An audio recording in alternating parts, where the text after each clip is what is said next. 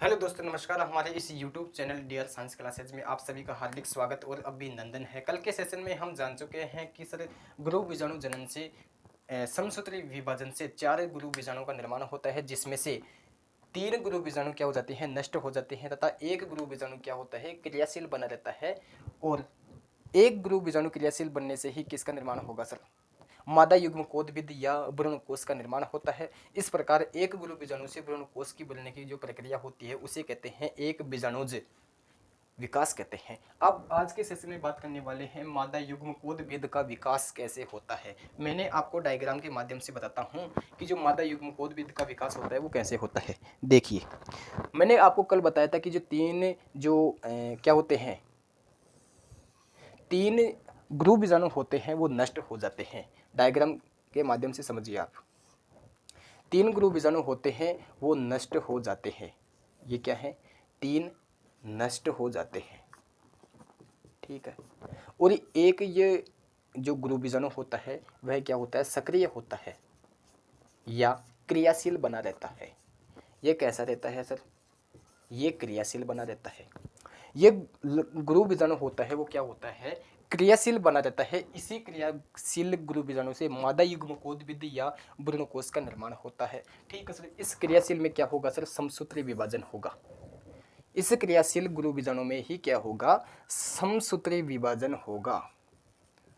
समसूत्री विभाजन होगा इस क्रियाशील गुरु बीजाणु में, ठीक है सर। इस समसूत्री विभाजन होगा। इस समसूत्री विभाजन से क्या होगा? इसमें क्या होगा कि इसकी जो केंद्रक है इसमें समसूत्री विभाजन होगा। और इसी समसूत्री विभाजन से एक केंद्रक से कितने केंद्रक बनेंगे सर? 2 केंद्रक बनेंगे।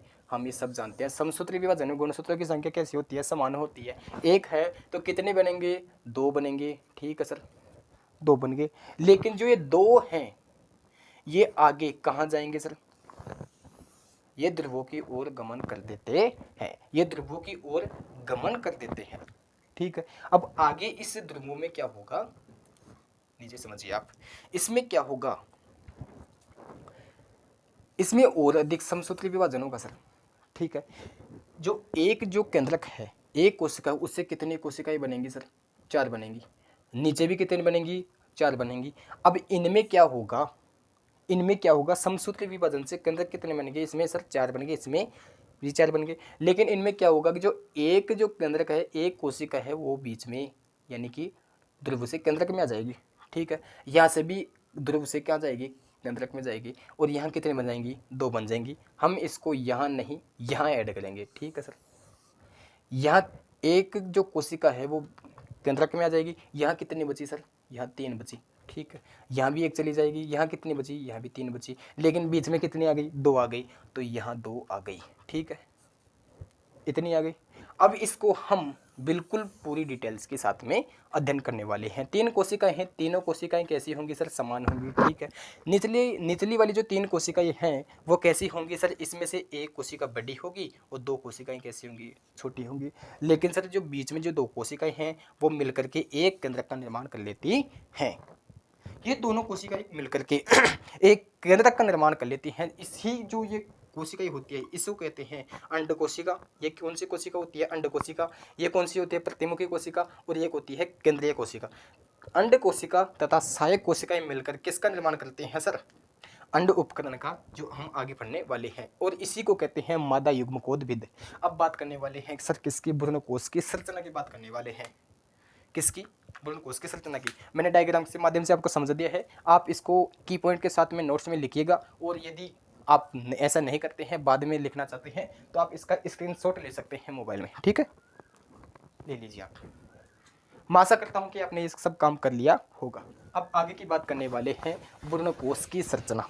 किसकी? भ्रूणकोश की संरचना की बात करने वाले हैं। हम इसको हटा लेते हैं यहाँ से, ठीक है। अब बात करने वाले हैं किसकी? भ्रूणकोश की संरचना। किसकी? भ्रूणकोश की।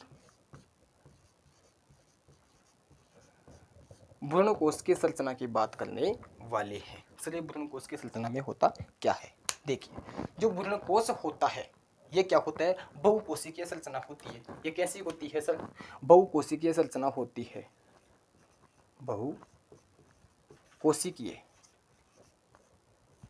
ये कैसी संरचना होती है, बहुकोशिकीय संरचना होती है, जो किस में उपस्थित होती है, ये होती है बीजांड काई में। मैंने आपको बताया था जो बीजांड होता है इसमें क्या होता है, ये भ्रूणकोश होता है, जो ये बीजांड काई में क्या होती है, उपस्थित होती है।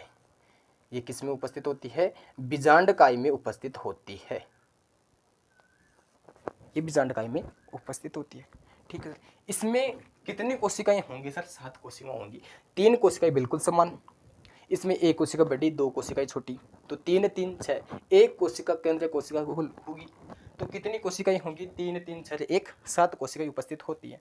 तथा इसमें जो जो केंद्रक होता है, इसमें जो केंद्रक होता है इसकी संरचना में 2 कोशिकाएं हैं। ठीक है सर, एक केंद्रक हो गया। ठीक है, तो केंद्रक समेत कितनी कोशिकाएं हो जाएंगी सर, 7 कोशिकाएं हो जाएंगी। ठीक है, बिल्कुल ट्राई। इसकी संरचना में निम्न भाग या कोशिकाएं पाई जाती हैं, किसमें, इसी भ्रूणकोश में।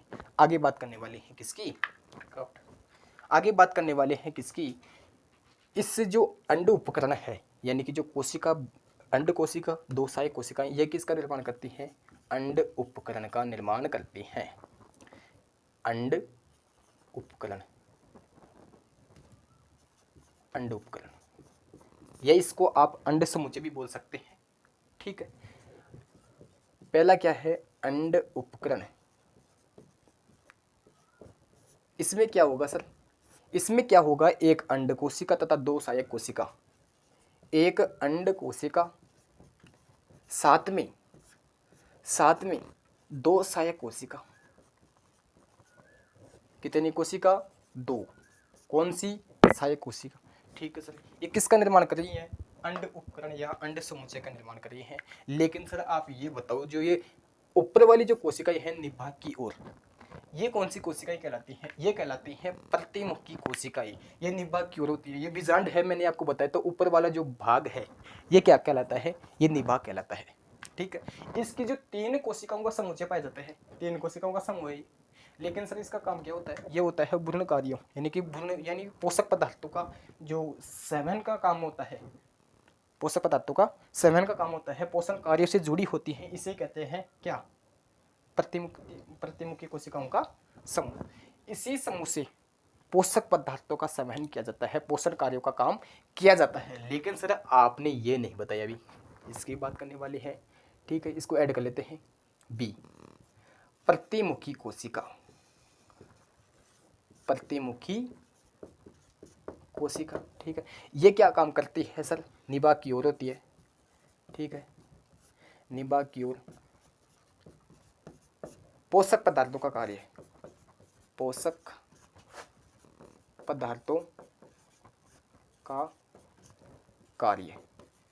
ठीक है सर, अब बात करने वाले हैं किसकी, केंद्रीय कोशिका की बात करने वाले हैं, किसकी, केंद्रीय कोशिका की बात करने वाले हैं। ठीक है सर, केंद्रीय कोशिका की बात करने वाले हैं। इस केंद्रीय कोशिका में क्या होता है, यह भ्रूणकोश के मध्य 2 ध्रुवों से, केंद्रकों के संयोजन से बनती है। क्या, केंद्रीय कोशिका 2 ध्रुवों के केंद्रकों से संयोजन से मिलती है, यानी कि मिलकर के बनती है ये केंद्रीय कोशिका। ठीक है, अब निषेचन के पश्चात इसमें प्राथमिक भ्रूणकोश केंद्र का निर्माण होता है। फर्टिलाइजेशन के बाद में, निषेचन के पश्चात में प्राथमिक भ्रूणकोश केंद्र का निर्माण होता है ये। ठीक है, ये कैसे होती है, ध्रुवों के संलयन से निर्माण होता है। ठीक है, ध्रुवों के संलयन से क्या होता है, केंद्रीय कोशिका बनती है। ठीक है, अब निषेचन के पश्चात, निषेचन के पश्चात ये किसका काम करती है सर, ये काम करती है प्राथमिक भ्रूणकोश केंद्रक का। किसका, प्राथमिक भ्रूणकोश, भ्रूणकोश नहीं, भ्रूणकोश का केंद्रक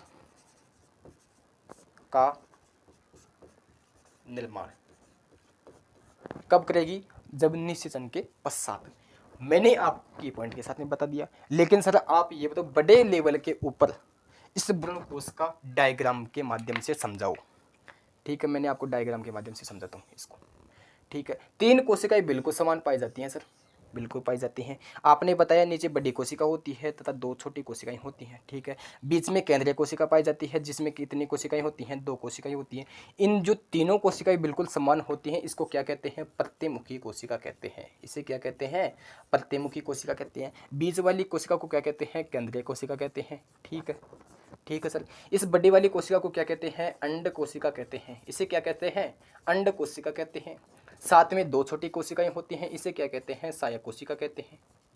इसको क्या कहते हैं सर, सहायक कोशिका कहते हैं। अब इसी सहायक कोशिका में एक उपकरण पाया जाता है जिसे कहते हैं क्या, फिलीफॉर्म उपकरण। फिलीफॉर्म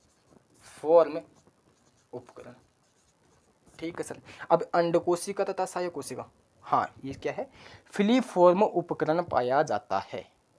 इसमें क्या पाया जाता है, फिलीफॉर्म उपकरण पाया जाता है। ये सर ये काम क्या करता है, ये काम करता है कि सहायक कोशिका मतलब अंड कोशिका होती है उसमें पराग नलिका को अग्रसित करने का काम करता है कौन, फिलीफॉर्म उपकरण कहलाता है। अंड कोशिका तथा सहायक कोशिकाएं मिलकर किसका निर्माण करती हैं, अंड उपकरण का निर्माण करती हैं।